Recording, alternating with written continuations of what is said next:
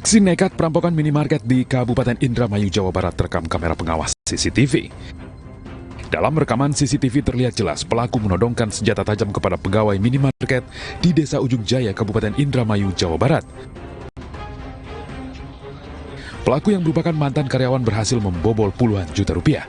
Petugas kepolisian Satreskrim Polres Indramayu meringkus pelaku berinisial DP di tempat persembunyiannya. Dari hasil pemeriksaan, aksi nekat ini dilatar belakangi hutang pinjaman online dan judi game online. Selain mengamankan pelaku, petugas juga berhasil mengamankan barang bukti berupa senjata tajam, telepon genggam, dan uang 20 juta rupiah. Polisi menetapkan nahkoda KM Ladang Pertiwi Supriyadi dan pemilik kapal Saiful menjadi tersangka. Keduanya dinilai melanggar undang-undang tentang pelayaran. Kedua tersangka mengangkut penumpang secara ilegal dan melakukan kelalaian yang mengakibatkan kapal tenggelam di Selat Makassar, Sulawesi Selatan. Sebelumnya KM Ladang Pertiwi yang berlayar dari Pelabuhan Pautere, Makassar tenggelam di Selat Makassar, Sulawesi Selatan, Kamis pekan lalu. Diduga kapal yang membawa 50 penumpang ini kehabisan solar, kemudian dihantam ombak hingga tenggelam. Hingga kini 18 orang hilang dan masih dalam pencarian, sementara 1 meninggal dunia dan 31 orang selamat.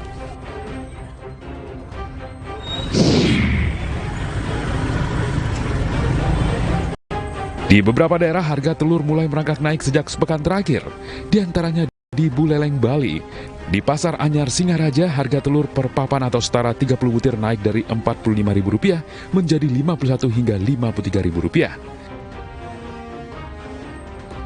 Perbedaan harga di pedagang disebabkan harga pemasok berbeda.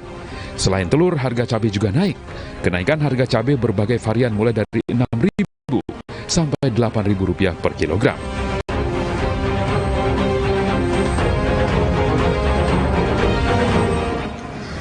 Pemirsa, longsor menerjang sebuah rumah makan di Depok, Jawa Barat. 3 orang tewas dalam insiden tersebut.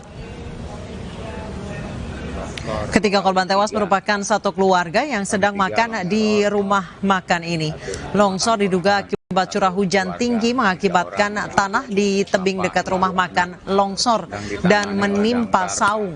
Petugas damkar yang tiba di lokasi langsung mengevakuasi ketiga korban, sementara pengunjung lainnya sudah menyelamatkan diri. Tiga longsor, korban, satu keluarga, 3 orang, bapak, ibu, anak, sedang ditangani oleh damkar Pemda Depok.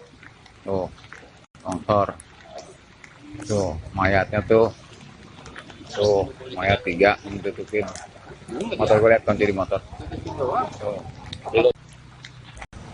Longsor di Saung 3, longsor.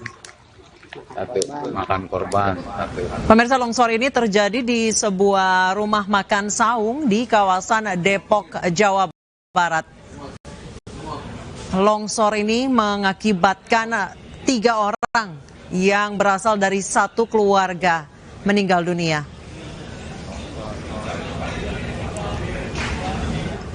Dan pemirsa, untuk informasi terkini terkait longsor di Depok, Jawa Barat, kami sudah terhubung dengan Iyung Rizky yang melaporkan langsung dari tempat kejadian. Iyung, sebenarnya ada berapa saung yang tertimpa longsoran? Baik, untuk saat ini saya berada di atas posisi saung, di mana di sini memang ada beberapa saung-saung yang berada di rumah makan Saung 3 ini. Jadi posisi saung yang terkena longsor itu berdekatan dengan tembok, di mana tembok itu di atasnya ada sebuah sebidang tanah, dan saat hujan turun mungkin tanah itu tergerus air sehingga tembok runtuh dan menimpa 2 buah saung yang ada di lokasi ini. Dan dari hasil data di lapangan terdapat 2 orang yang ditemukan tewas setelah dievakuasi dan 1 dibawa ke rumah sakit. Oke, jadi kami konfirmasi kembali, Iyung, bahwa 2 orang yang meninggal dunia, sementara 1 masih dalam kondisi hidup dan saat ini menjalani perawatan intensif di rumah sakit. Ya, betul. Dibawa ke rumah sakit mana, Iyung? Dibawa ke rumah sakit RSUD Depok. Baik, apakah selain 3 korban yang dievakuasi di bawah reruntuhan tanah, adakah korban luka lain? PKB itu memang sudah akibat pemadam kebakaran masih berupaya mencari hotel yang bisa atau mengetahui identitas korban. Mohon maaf, boleh diulangi, Iyung, terkait identitas korban? Ya, pihak pemadam kebakaran saat ini memang masih melakukan evakuasi atau mencari olah TKP dibantu TNI dan Polri untuk mencari identitas dari korban atau ponsel karena saat ini identitas korban belum diketahui. Dari informasi yang kami dapatkan bahwa 2 korban meninggal dunia dan 1 korban luka ini berasal dari satu keluarga. Apakah benar? Diduga demikian karena berada di satu saung yang sama, gitu. Baik. Iyung, kemudian ketika kejadian longsor, seperti apa kondisi di lokasi ketika itu? Memang kondisi di lokasi saat ini cukup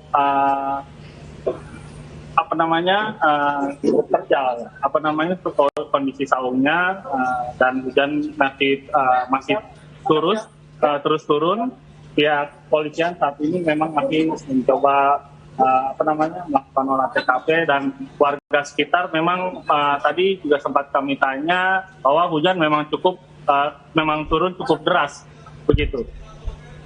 Baik, saat ini apakah kondisi tanah yang longsor sudah dibuat pengaman, Iyung? Polisi sudah memasang beberapa polis line di area-area yang dinilai cukup rawan sehingga warga yang hendak melihat lokasi bisa melihat dengan di posisi yang aman. Begitu juga posisi saya berdiri di posisi yang cukup aman.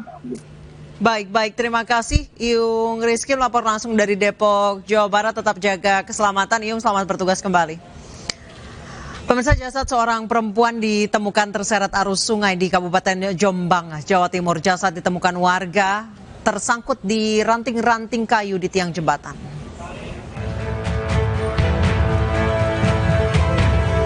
Warga desa Ringpitu, Kecamatan Wojowarno, Kabupaten Jombang, Jawa Timur, digemparkan dengan penemuan sesosok jasad perempuan yang tersangkut di antara ranting di tiang jembatan. Setelah diidentifikasi oleh warga setempat, korban diketahui bernama Nur Hayati, warga desa Catak Gayam, Kecamatan Wojowarno. Belum diketahui pasti penyebab tewasnya korban, apakah karena tercebur atau terseret arus, atau karena faktor lain. Namun berdasarkan keterangan keluarga, Nur Hayati sudah beberapa bulan ini mengalami depresi karena lilitan ekonomi. Sementara suaminya yang sehari-hari bekerja sebagai buruh serabutan dianggap tidak mampu menyelesaikan masalah korban.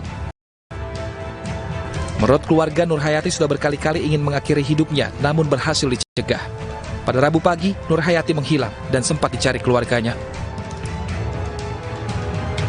Dari hasil keterangan keluarga korban bahwa saudara N ini mengalami depresi berat dan memang setelah Ramadan kemarin berusaha sudah 3 kali untuk menceburkan diri di sungai. Dan ini ketiga kalinya diketahui oleh suaminya sekitar jam 3 pagi tadi tidak keluar rumah dan sempat dikejar tidak diketahui dan suaminya mencari tidak ketemu sehingga tadi siang itu ada laporan tersangkut di sungai dan benar bahwa itu istrinya korban inisial N tadi. Berdasarkan pemeriksaan, polisi tidak menemukan unsur kekerasan di tubuh korban. Namun untuk memastikannya, petugas membawa jenazah ke RSUD Jombang untuk diotopsi. Kepolisian daerah Jawa Barat akan menindak tegas aksi pemegalan dan kekerasan oleh geng motor. Kapolda Jawa Barat bahkan memerintahkan jajarannya untuk tembak di tempat geng motor dan begal. Aksi begal dan kekerasan yang dilakukan geng motor di sejumlah daerah di Jawa Barat membuat Kapolda Jawa Barat Irjen Pol Suntana memberi atensi khusus. Kapolda menginstruksikan jajarannya di tingkat Polres hingga Polsek agar melakukan tindak tegas termasuk dengan tembak di tempat. Sejumlah daerah di Jawa Barat masuk kategori rawan kejahatan dengan kekerasan, di antaranya di wilayah Cirebon, Bogor, dan Sukabumi. Kekerasan di kawasan tersebut banyak menimbulkan korban sehingga perlu diambil tindakan tegas.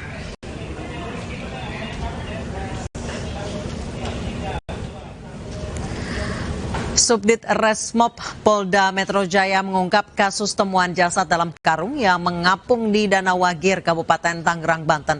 Diketahui motif dalam kasus pembunuhan ini adalah sakit hati antara korban dan pelaku. Dua pelaku berinisial YM dan NMY diduga kuat menjadi pelaku pembunuhan berencana terhadap korban berinisial S. Dari hasil penyelidikan, polisi terungkap motif dalam kasus pembunuhan ini dilatar belakangi sakit hati pelaku terhadap korban. Korban sempat menawar kakak pelaku saat menonton video asusila. Hal ini membuat pelaku tersinggung hingga nekat menghabisi nyawa korban. Selain mengamankan kedua pelaku, sejumlah barang bukti juga ikut diamankan petugas. Atas perbuatan, keduanya dijerat pasal 340 KUHP dengan ancaman hukuman mati.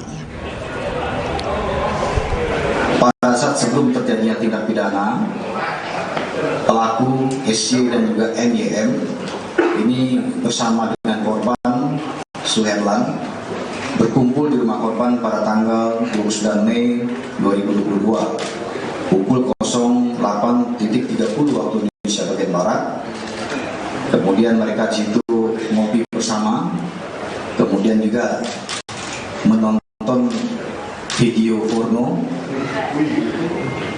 yang Dan pemirsa, untuk membahas terkait pembunuhan berencana, kita sudah terhubung dengan kriminolog Hanifah Hasna. Selamat malam. Selamat malam Mbak Anissa. Baik, Ibu Hanifah, ini adalah pembunuhan berencana. Sebenarnya mereka adalah bisa dibilang berteman. Semudah itukah hanya karena sakit hati kemudian merencanakan untuk membunuh? Apa yang triggernya apa? Oke, baik. Sebetulnya kalau kita melihat dari naturalnya manusia itu, masing-masing manusia itu punya kecenderungan untuk menghabisi atau menghilangkan orang lain. Baik dari sisi personal maupun secara fisik, yaitu dengan kematian. Tetapi hal ini bisa dikendalikan dengan norma-norma yang sudah kita pahami dan kita terima dari waktu kita kecil, selama diberitahu atau diedukasi oleh orang tua maupun sekolah, sehingga itu bisa menjadi tali pengekang untuk seseorang melakukan pembunuhan. Tetapi bila itu tidak dihayati, maka siapapun itu akan bisa melakukan pembunuhan. Nah, dalam hal ini pembunuhan yang dilakukan, yang disampaikan tadi pembunuhannya dilakukan dengan berencana, berarti sudah ada perencanaan terkait dengan alat-alat yang akan digunakan untuk membunuh, yaitu kampak yang sudah disiapkan. Sementara bila dilakukan tanpa perencanaan, biasanya dilakukan dengan tangan hampa, bisa dengan membenturkan, bisa dengan mencekik, bisa dengan menggantung sesuai, atau dengan alat-alat yang ada di sekitarnya. Jadi pada saat dia melakukan hal-hal yang dengan menggunakan alat-alat yang sudah disiapkan, berarti itu yang disebut dengan pembunuhan dengan cara berencana. Makanya tadi sudah disampaikan akan dihukum berat, yaitu dengan hukuman mati. Seperti itu Mbak Anissa. Baik, Ibu Hanifah, tadi Anda menyebutkan bahwa memang manusia punya potensi untuk menghilangkan orang lain secara fisik, termasuk diantaranya adalah membunuh. Apa yang kemudian bisa memicu seseorang yang tentunya sejak kecil sudah dibekali dengan norma-norma, kemudian sampai bisa tega membunuh orang? Baik, ternyata penghayatan atas norma-norma itu tidak dilakukan oleh semua manusia di dunia ini, termasuk anak-anak kita. Lalu ada hal-hal lain yang tidak bisa dikeluarkan, yaitu faktor-faktor yang lain seperti stres, depresi, atau coping dalam menyelesaikan masalah, atau skill dalam menyelesaikan masalah, atau coping mekanisme yang membuat orang-orang itu tidak bisa menyelesaikan permasalahan dengan baik, atau mereka tidak bisa menggunakan cara-cara musyawarah untuk menyelesaikan masalah-masalah ringan yang seharusnya bisa dilakukan dengan cara yang lebih mudah daripada membunuh. Sehingga membunuh atau melakukan agresi itu menjadi pilihan terakhir. Yang harusnya menjadi pilihan terakhir itu menjadi pilihan pertama untuk menyelesaikan permasalahan. Baik, apakah ada tingkatan level khusus seseorang bisa terpantik emosinya hingga membunuh orang lain?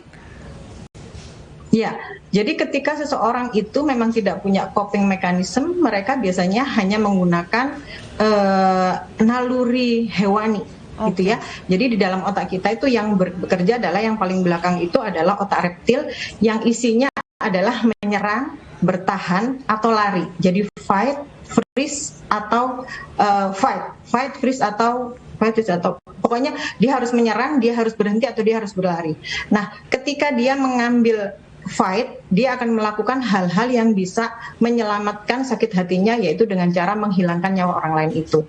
Kemudian selanjutnya ketika orang itu mempunyai keterampilan yang lain, yaitu menggunakan otak mamalia atau yang bagian tengah, itu dia menggunakan perasaannya sehingga timbul rasa sayang atau rasa kasihan terhadap korban. Sehingga kemungkinan untuk melakukan pembunuhan itu bisa ditahan. Kemudian di posisi otak yang paling bagus lagi adalah di depan, yaitu otak prefrontal cortex, yaitu otak yang seharusnya digunakan oleh manusia. Di situ tempatnya apa, kenapa, dan bagaimana. Sehingga ketika ada permasalahan, dia akan bertanya, ada masalah apa ini? Apa yang harus aku lakukan? Gitu ya. Tetapi ketika seseorang tidak terlatih untuk menggunakan 3 bagian otak ini dengan benar, maka dia akan melakukan atau menggunakan otak reptil, yaitu menyerang dan bertahan. Menyerangnya bisa jadi dengan melakukan agresi yang membuat korban ini menjadi meninggal dunia. Baik, terima kasih Ibu Hanifah Hasnah, kriminolog, telah berbagi informasinya bersama kami di iNewsroom. Selamat malam. Pemirsa, penembakan brutal kembali terjadi di Amerika Serikat. Informasi selengkapnya akan kami hadirkan usai jeda.